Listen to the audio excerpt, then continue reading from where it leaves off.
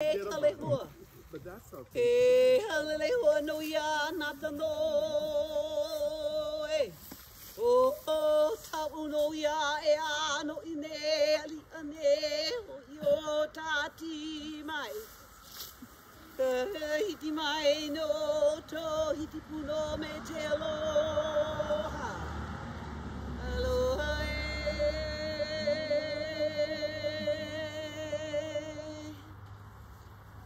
That's a chant of greeting. Welcome everyone. This is the site for which we wait for. And now that you've come, love comes with you. So thank you for joining us today. We're flying the flag today. Aloha. Thanks, Joe. Uncle Paul used to tell a story that Naukana, our guy over there, used to fly the Hawaiian flag at Portland Island when he homesteaded there.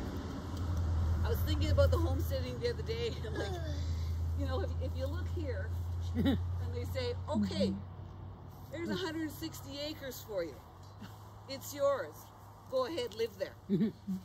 That's what they looked at. Like they had to go and sort of find a place that was level. They had to clear it. They had to log it. They had to build their homes. Find water. Like we just go down to the house and turn the water on now. Oh, it's cold in here. We'll turn up the heat. You know, if you think back to what those homesteaders, those pioneers had to do, it makes me stop and think a bit. This is also a heritage graveyard. I think somewhere in my photos there, I have a picture of the church from about the parking lot there, this way.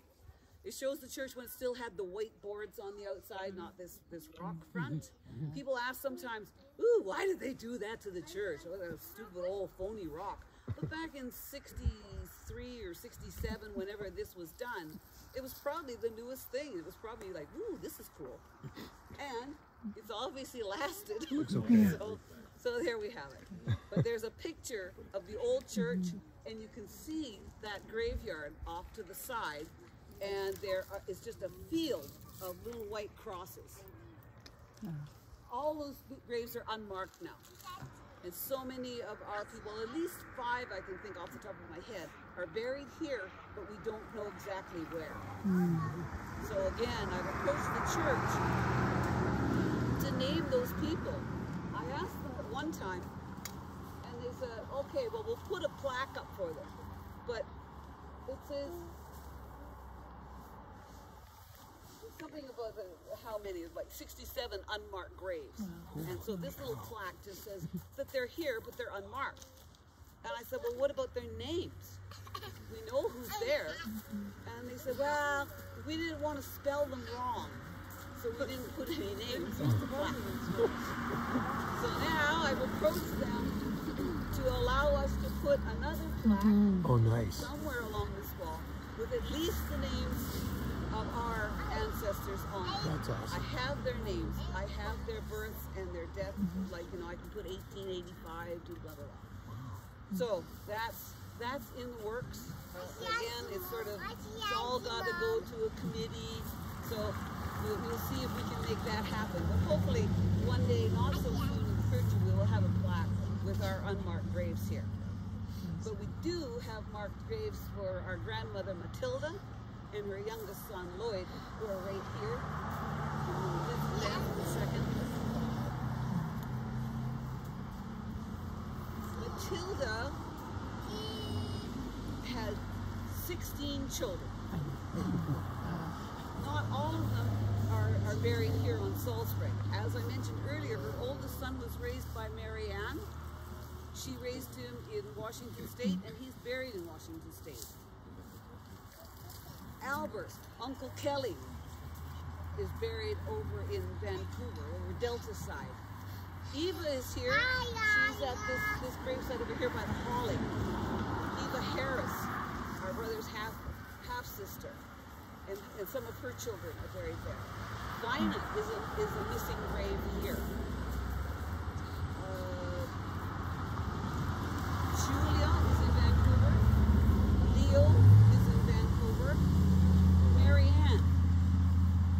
Ann is, I don't know where she's buried. I'm guessing she is here. She was born and raised here on Salt Spring like her brothers and sisters, but there's no record of her death.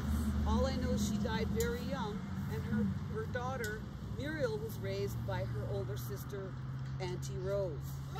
We have Melia Parker here today. Melia is the great-granddaughter of Mary Ann Harris. So I believe she's buried here. And even if I can't find the documentation, I would put her name on the plaque. Those are the Harrises. Leo is in Vancouver and Mary Ann. Okay. The Rolandses are, there's 9 of them. There's Auntie Rose, who we will run across up at Central. Uncle Len, who's buried in Vancouver. Auntie Ethel, our sister Ethel's namesake, is buried here. She died when she was 13. Uncle Pete is in Duncan. Uncle Paul is in Victoria.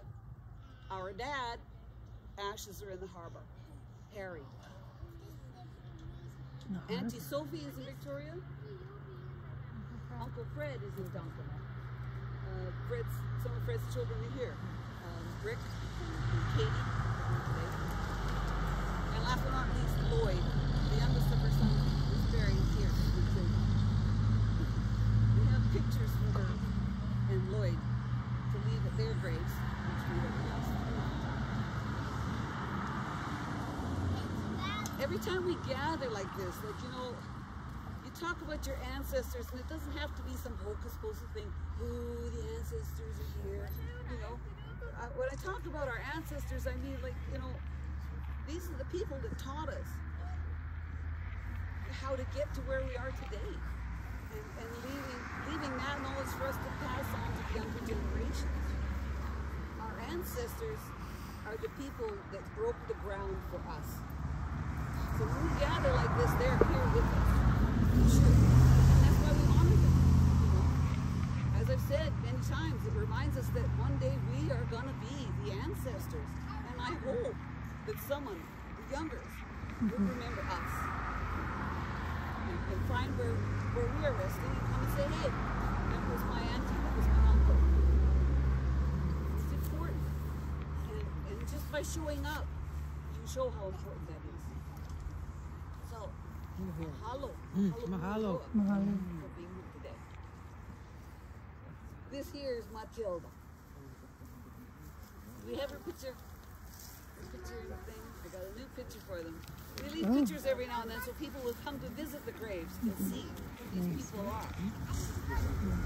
Yeah, it was Even when they're done like this, they fade. Yeah, and it's nice to see the photos. I love that. Yeah.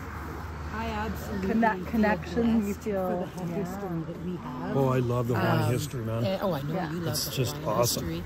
It's Yeah, great. I'm not on Facebook anymore. This gives me bragging rights that there's Hawaiians on.